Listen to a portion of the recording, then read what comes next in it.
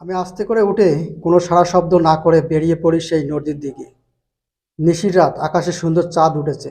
চাঁদের আলো আমি হেঁটে যাচ্ছি নদীর দিকে। আমি নানার বাড়ি থেকে বেরিয়ে কিছু দূর যাওয়ার পর হঠাৎ পিছনে তাকিয়ে খেয়াল করলাম আমার পিছনে দুটো শেয়াল হেঁটে আসছে। সেই শেয়াল দুটোকে দেখে আমি থেমে যাই। সেই শেয়াল দুটোকে দেখে আমি থেমে যাওয়ায় ওরাও থেমে গেল। ওরা থেমে যাওয়ায় আমি আবার হাঁটতে লাগলাম। এদিকে শেয়াল দুটো আবার আমার পিছনে হাঁটতে লাগলো। আমি হাঁটলে ওরাও হাঁটে, আমি থেমে গেলে ওরাও থেমে যায়। সেই শেয়াল দুটোর এমন আচরণে আমি এবার ভয় পেয়ে যাই। একই তো, এটা একটা নির্জন গ্রাম, তারপর আবার আমি একা। এগুলো কি আসলে শেয়াল নাকি শেয়াল রূপে কোনো জিন? মনের মধ্যে ভয় চলে আসলো মুহূর্তের মধ্যে।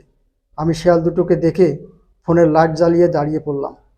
কেননা আমি হাঁটার সময় যদি পিছন থেকে শেয়াল দুটো আক্রমণ করে তখন কি হবে। আমি দাঁড়িয়ে আছি চুপ করে, ওদিকে শেয়াল দুটো দাঁড়িয়ে আছে আমার পিছনে। এমন সময় হঠাৎ করে কোথা থেকে জানি ভেসে আসলো কুকুরের ডাক। কুকুরের ডাক ভেসে আসায় সেই শেয়াল দুটো দৌড়ে চলে গেল পাশে থাকা জঙ্গলের ভিতর। কুকুরের ডাকে শেয়ালগুলো পালানোর পর আমার ভয় কেটে গেল। এগুলো তাহলে কোনো জিন ছিল না, নর্মাল কোনো শেয়াল ছিল। যাই হোক, শেয়াল দুটো চলে যাওয়ার পর আমি সেখানে আর দেরি না করে সোজা চলে যাই নদীর পাড়ে, সেই জায়গার কাছে যেখানে পানির উপর থেকে সোনার পুতুল ভেসে ওঠে। আমি সেখানে যাওয়ার পর সেই জায়গা থেকে একটু দূরে একটা ঝোপের আড়ালে লুকিয়ে সেই নদীর দিকে তাকিয়ে রইলাম। এভাবে আমি সেদিকে তাকিয়ে আছি তো আছি। এভাবে 1 থেকে দেড় ঘন্টা কেটে যাওয়ার পর আমি হঠাৎ দেখতে পাই পানির উপর থেকে আস্তে আস্তে একটা আলোর ঝলকানি ভেসে উঠছে। সেই আলোর ঝলকানিটা ভেসে ওঠার পর আমি দেখতে পাই এটা কোনো আলোর ঝলকানি না, এটা ছিল সোনার পুতুলটা, যেটা থেকে আলো বের হচ্ছে। মামার মুখে এটার গল্প শুনেছি, কিন্তু এখন নিজের চোখে দেখে ভয়ও করছে, ভালোও লাগছে। আমি কোনো সাড়া শব্দ না করে সেখানে চুপ করে বসে দেখছি। আমি আরও দেখলাম সেই সোনার পুতুলটা ভেসে ওঠার একটু পরেই সেখানে একটা সুন্দর বাচ্চা ভেসে উঠল। বাচ্চার মাথায় একটা চকচকে সোনার মুকুট পরা। সুন্দর বাচ্চা ও সেই পুতুলটা দেখে আমার কোনো ভয় করেনি। আমার ভয় করে তখন যখন আমি দেখলাম সেই বাচ্চাটির পিছনে ভেসে উঠল দুটো ভয়ঙ্কর জিন। সেই জিন দুটোকে দেখে ভয়ে আমার শরীর কাঁপতে শুরু করছিল। এদিকে এমন অবস্থায় আমি দেখলাম সেই বাচ্চাটার চারদিকে পানি ঘোরপাক সৃষ্টি হলো। মনে হচ্ছে পানি বাচ্চাটির চারদিকে ঘুরছে আর বাচ্চাটি সেই পুতুলটা নিয়ে খেলা করছে। এমন দৃশ্য দেখার পর আমি আর সেখানে ঠিক থাকতে পারিনি। আমি বুঝতে পারছি আমি যে এখানে লুকিয়ে লুকিয়ে দেখছি, এটা যদি ওরা কোনোভাবেই বুঝতে পারে তাহলে আমাকে এখানে মেরে ফেলবে। এসব চিন্তা করে আমি সেখান থেকে খুব সাবধানে বের হয়ে এক দৌড়ে নানার বাড়িতে চলে আসলাম। নানার বাড়িতে এসে রুমে গিয়ে দরজা লাগিয়ে ঘুমিয়ে পড়ি। পরের দিন সকালবেলায় মামার ডাকে ঘুম ভেঙে যায় আমার। আমার ঘুম ভেঙে যেতে মামা বলে, সর্বনাশ হয়েছে ভাগ্নে, তাড়াতাড়ি চল নদীর পাড়ে, যেতে হবে, একটা ঘটনা ঘটেছে।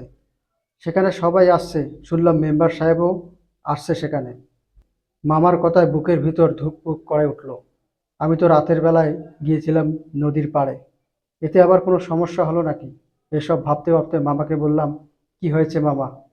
নদীর পাড়ে কি হয়েছে? আমার কথায় মামা বললেন, চল আগে সেখানে গেলে জানতে পারবো। মামার কথায় ভয়ে ভয়ে ওনার সাথে চলে গেলাম নদীর পাড়ে। সেখানে যাওয়ার পর দেখলাম অনেক মানুষ জড়ো হয়েছে সেখানে। আমি ও মামা সেখানে যাওয়ার পর শুনলাম এক অবাক করা ঘটনা। গতরাতে বাজি ধরে সেখানে এসেছে একটা ছেলে। ছেলেটা এখানে আসার পর আর ফিরে যায়নি, সেখানেই ডুবে যায়। সেই ছেলে দুজন বন্ধু সেখানে উপস্থিত ছিল। ওরা মন খারাপ করে বললে আসলে ও জিন ভূতকে বিশ্বাস করতো না। এখানে রাত হলে পানিতে সোনার পুতুল ভেসে ওঠে এটাও বিশ্বাস করেনি, তাই ওর সাথে বাজি ধরি। ও এখানে আসে আর পানিতে নেমে সেই পুতুলটা নিতে যায়। সে পুতুলটা নিতে পানিতে নামার পর ডুবে যায়।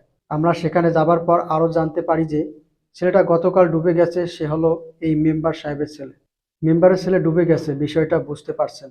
মেম্বারের ছেলেকে হারিয়ে একদম পাগলের মতো ছটফট করছে। ছেলে পানিতে ডুবে যাওয়ায় ডুবুরি নিয়ে আসেন। ডুবুরি আসার পর অনেক খোঁজাখুঁজি করেন, কিন্তু তাকে খুঁজে পাওয়া যায় না। এমন অবস্থায় গ্রামের একজন মেম্বার সাহেবকে বললেন, মেম্বার সাহেব, এই ডুবুরি দিয়ে কিছু করতে পারবেন না, আপনারা বেলাল ডুবুরিকে নিয়ে আসেন। বেলাল ডুবুরির কথা শুনে মামাকে জিজ্ঞেস করলাম, মামা, এই বেলাল ডুবুরি আবার কে? ভাগিনা, এই বেলাল ডুবুরের বাড়ি পাশের গ্রামে। ওনার একটা বিশেষ গুণ আছে, উনি এক ডুবে পানির নিচে 1.5-2 ঘন্টা থাকতে পারে। এই গুণ এমনি এমনি পাননি। একদিন নদীর পাড়ে সাপ রূপে চলাফেরা করার সময় বিপদে পড়ে একটা জিনের বাচ্চা। বেলাল ডুবুরি ওই বাচ্চাটিকে বাঁচানোর ফলে জিনেরা ওনার উপর খুশি হয় আর ওনাকে এই বিশেষ গুণটা দান করেন। জিনের গুণ নেওয়ার পর আল্লাহর রহমতে উনি পানির নিচে অনেক সময় ধরে থাকতে পারেন।